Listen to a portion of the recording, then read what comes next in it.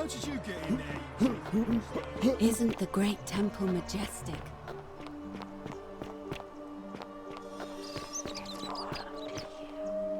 You there? No idea. And before you ask, but... Tell me, do you have any idea how people here end up as golden statues? And here I was thinking I was the only one to figure it out. In any case, supposedly 1 or 2 of those arrows is enough to turn a full-grown man into gold. Now, of course, that is a travesty, a terrible, horrible waste of human life which has to be stopped. And yet, on the other hand, I can't help but think of a tale told by that Greek fella Aesop, the goose that laid the golden egg. With the ability to transmute organic matter into gold, one could create infinite wealth. Use your imagination. Golden animals, insects, trees and plants. The Midas touch without the drawbacks. We are talking riches beyond imagining. And even if we were to split all those riches between the 2 of us, half of infinite wealth is still infinite. Interested?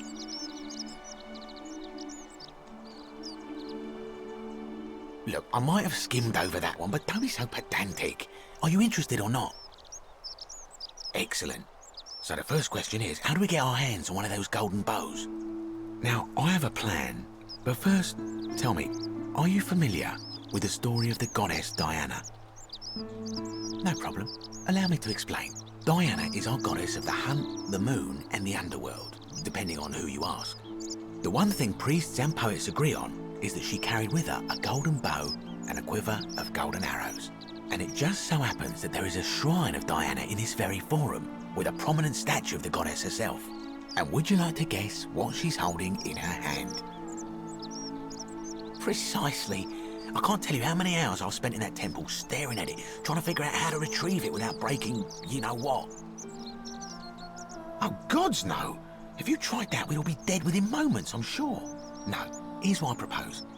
You give your bow to me, I cover it in a thin layer of gold leaf, and we create a replica of a golden bow. Then you enter the shrine, extinguish the braziers, and under cover of darkness, swap out the fake for the original.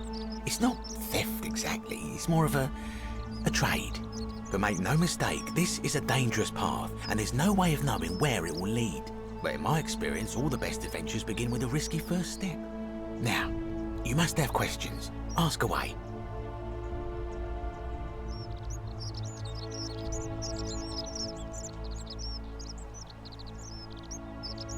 I'm more of an ideas man, whereas you're obviously the more resourceful and heroic type. I have complete confidence in you. Because the gods would see you, of course, hence my proposal. When Prometheus stole fire from the gods and became a hero to all mankind, do you think he was worried about the danger? Only because he was silly enough to get caught. So, are you in, partner?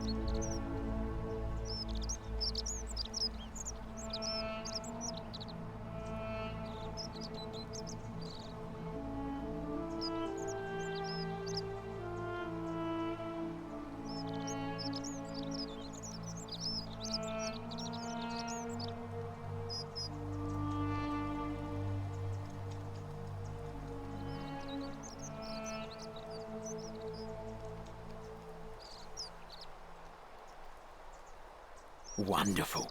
Now, if you'll hand over your bow, I can get started applying a layer of gold leaf. This is a quality weapon. Now, bear with me for a moment. And here we are, a gold leaf bow.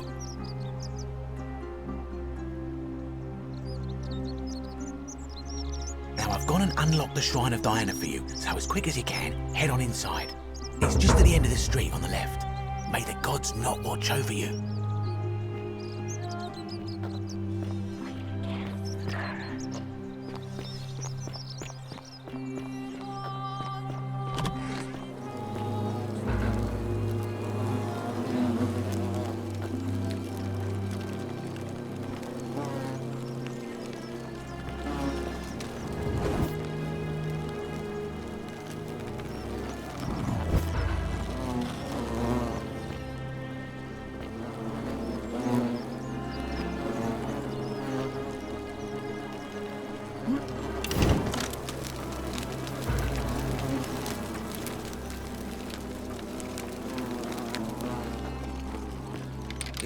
partner?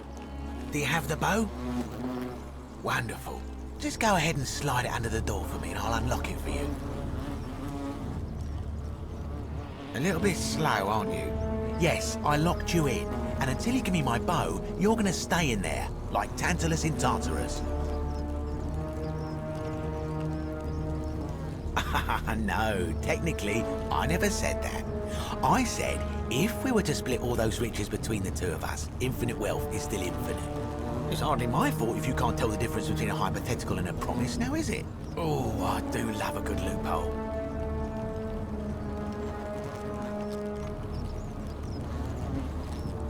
You're just gonna have to take your chances, I'm afraid. The bow, now. And don't even think about giving me the fake one. I'll recognise my own handiwork. I would reconsider my position quickly if I were you. I'm not sure if you noticed, but you're stuck in there with a hornet's nest, and they can be rather aggressive toward intruders. You know, some say it takes 27 hornet stings to kill a man, but I always wondered how anyone could have known that. Let's find out if they were right, shall we?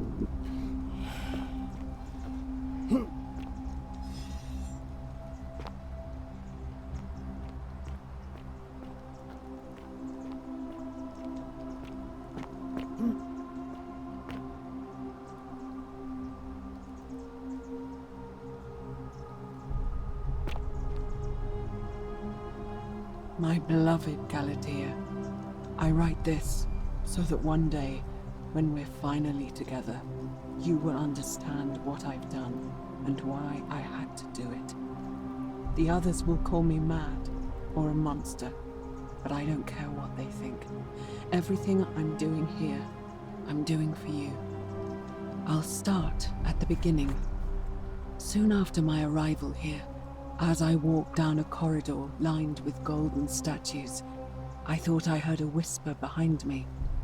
A rasp of air, as if vocal cords of metal strained to say a word or two. I tried to dismiss the idea, tried to concentrate on my work as the city's medic, but that tortured whisper haunted me. Weeks later, in the hallway to the bathhouse, I heard it again, and found myself drawn to the statue of a Roman woman wearing a stola. Her face was contorted with anguish and fear, and, disturbingly, it was as if she was looking right at me. As I walked past her, I heard that strained whisper again, and turning back, I discovered that, even though I had moved, she was still looking right into my soul. That was when it dawned on me. This was no statue. This was a woman trapped within that golden prison. Naturally, I told the others, but when I could not reproduce the results of my experiment, they would not believe me. But from that moment on, I knew the full horror of this place. Immobilized within these statues are living human beings.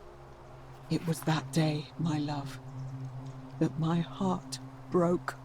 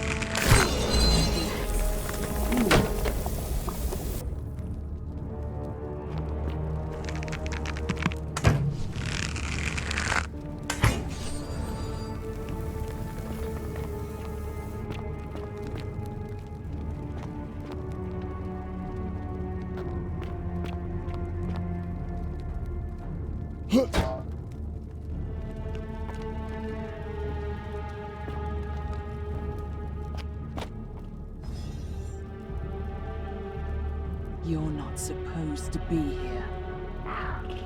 Turning algae to gold.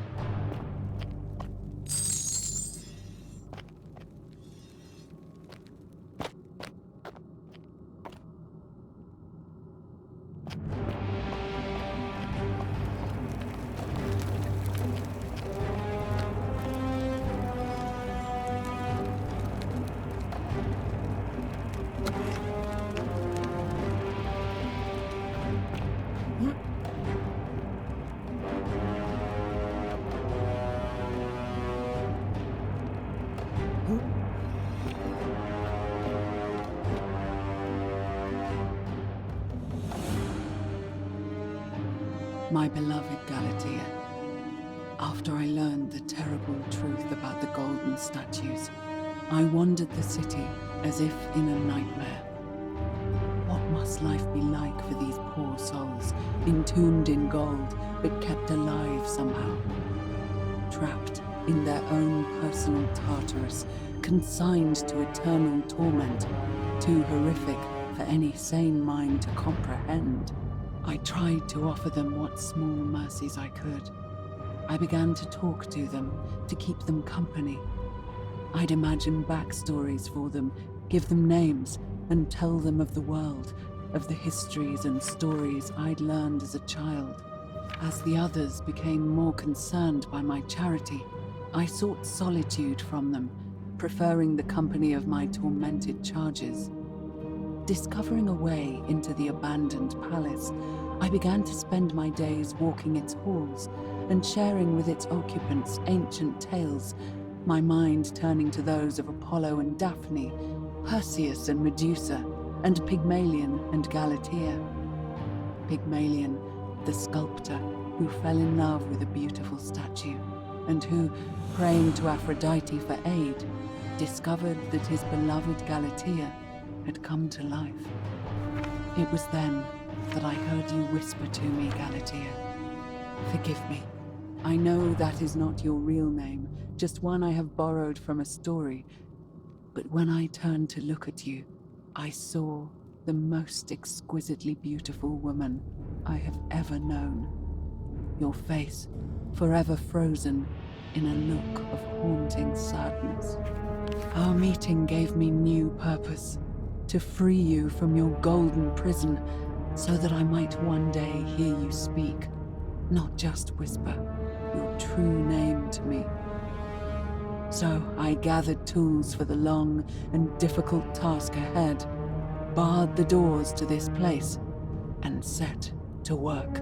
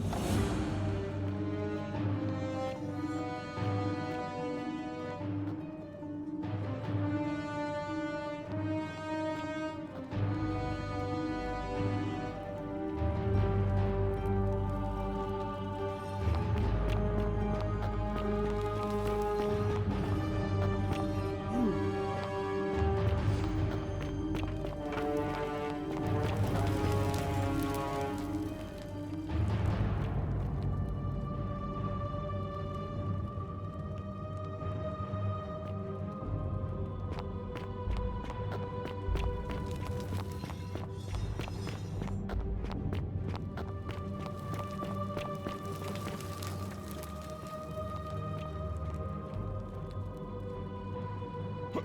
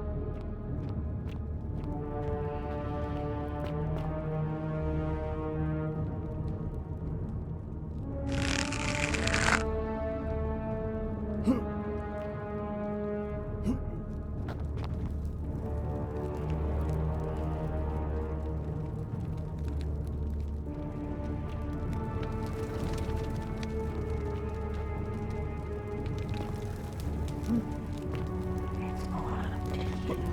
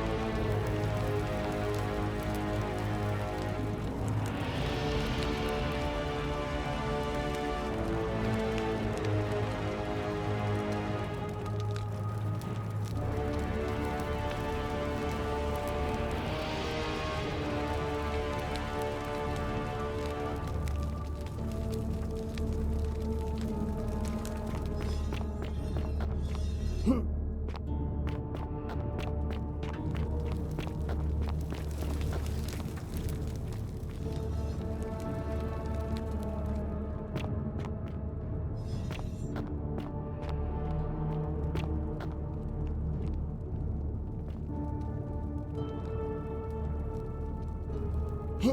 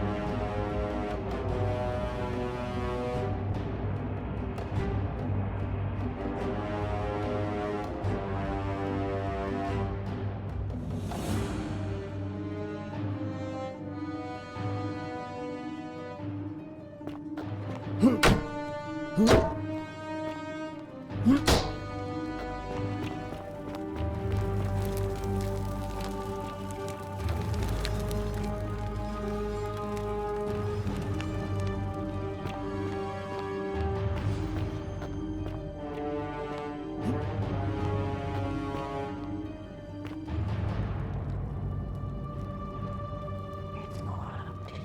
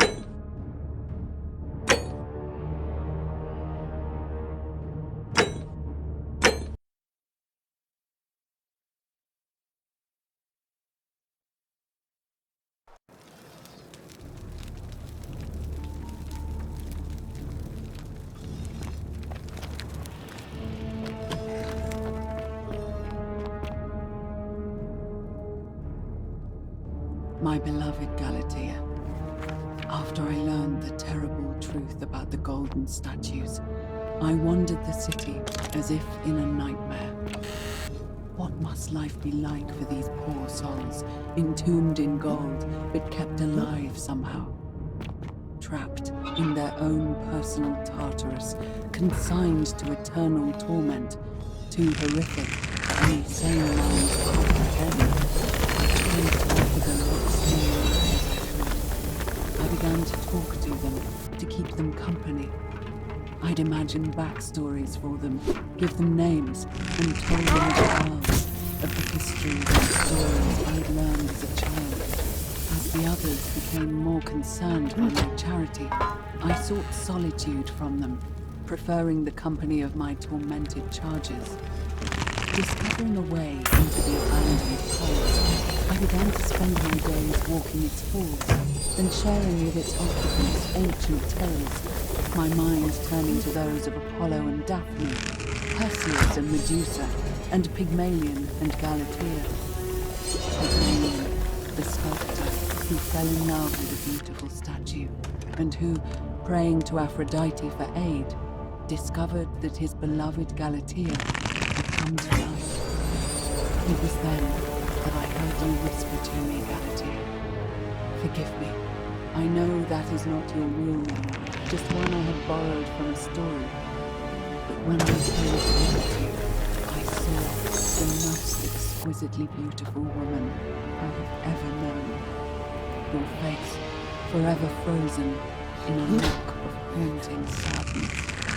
Our meeting gave me a new purpose, to free you from your golden prison, so that I might one day hear you speak, not just a true name to me.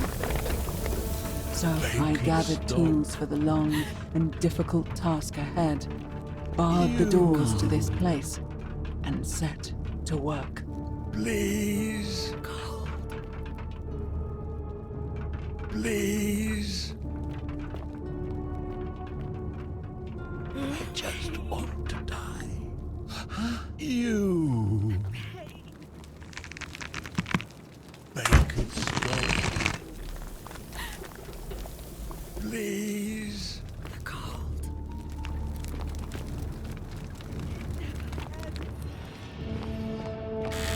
Kill me.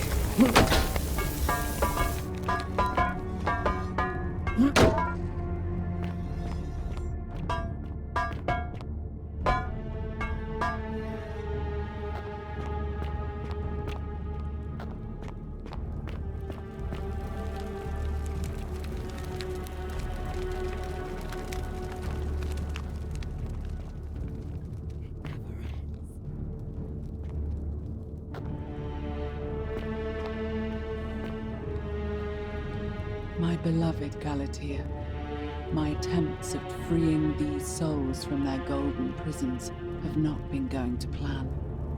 My first charge was a Greek woman who I called Iodame after the Athenian turned to stone by Medusa. Drilling through the gold that encased her, I was vindicated by the discovery that beneath half an inch of gold, which is so rigid it must be some kind of alloy, was living flesh. Unfortunately, this golden alloy seems to have fused with her skin, so removing it exposed the sinew and muscle beneath, and appeared to cause her great pain. At first, I braced myself, expecting that inflicting such pain would break the golden rule, and yet, somehow, it did not. It seems whichever god is responsible for imprisoning these poor souls does not care about their suffering at all. They are forsaken. Undeterred, I pressed on, working late into the night, attempting to remove the golden layer that encased her as delicately as I could. Eventually, I was able to free most of her body, but when I released her from her restraints, her first act was to lunge for my throat, clawing at me with all her strength and those sharp metal talons. This was my thanks for trying to save her. Whatever possessed Iodami to attack, she was clearly not a suitable subject for my experiment, and I was forced to lock her inside an isolated wing of the palace and bar the door. As I continued working on others, I could hear her flailing and launching herself at the other side endlessly. Regrettably, my other experiments bore similar results, and after relocating a few times, most of the palace is now too dangerous to work in. Still, as much as my heart aches to know that you're suffering, I cannot risk attempting to ungild you yet. Not until I have perfected a method that will bring you back to me, whole in both mind and body, and ensuring your humanity is preserved. I promise you this. One day we will be together, even if I have to free every last statue in this god's forsaken place.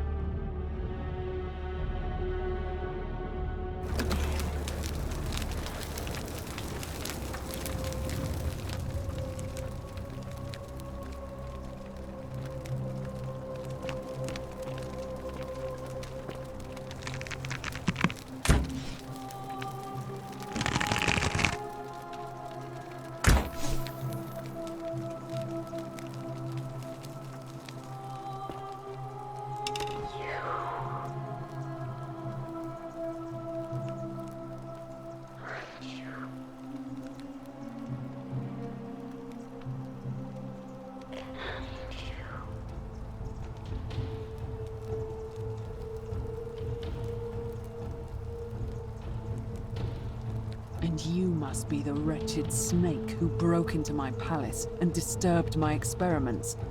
And worst of all, look at what you made me do to her. This never would have happened if you just stayed away. You're going to pay for that.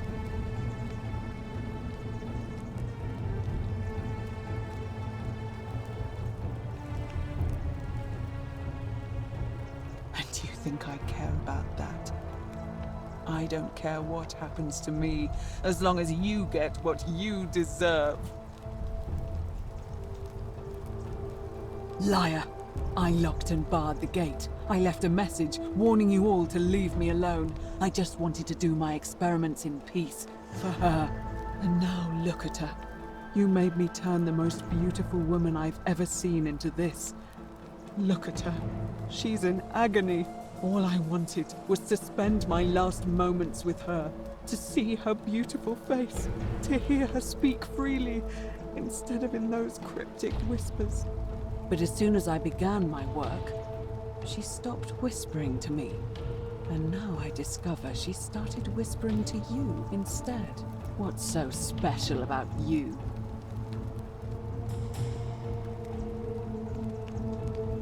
What do you mean, the same voice?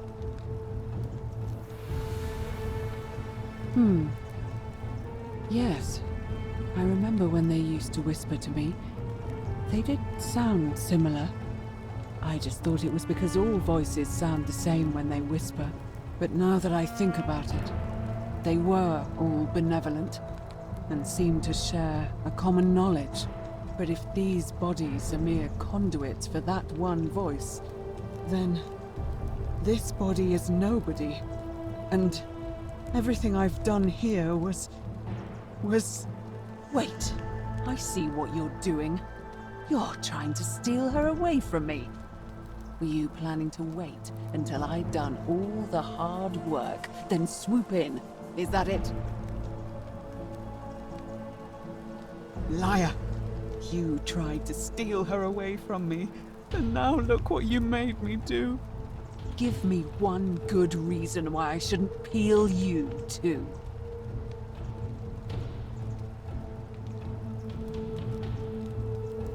What?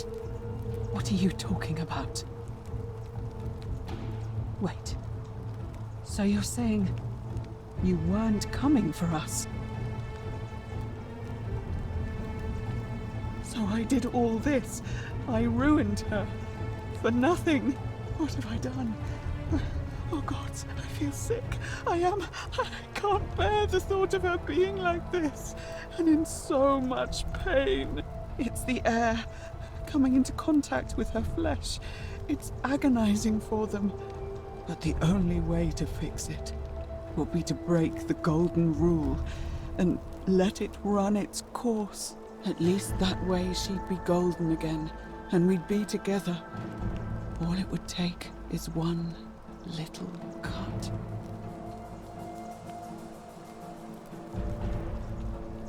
It's too late. There's nothing you can do. I have to do this. I'm sorry.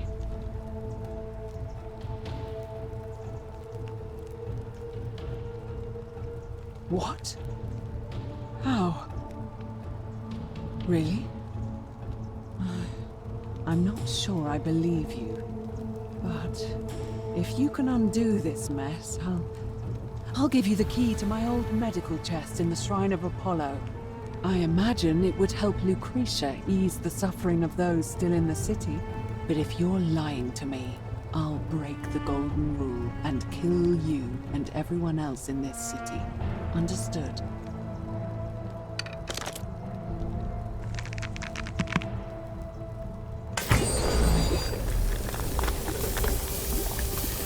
You did it. You took away her pain. I don't know what to say. Thank you, thank you. I swear I will never harm her again. I swear it.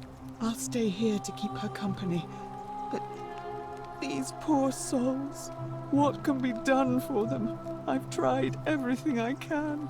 I fear the only one capable of releasing them properly is whichever god doomed them in the first place. In any case, I must honor our bargain. Here's the key I promised you. It opens a chest in the Shrine of Apollo. I believe there are a few things in there which may be useful to Lucretia.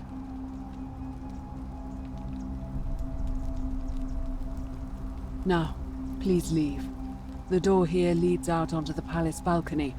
You should be able to make your way down from there. Go, and never return.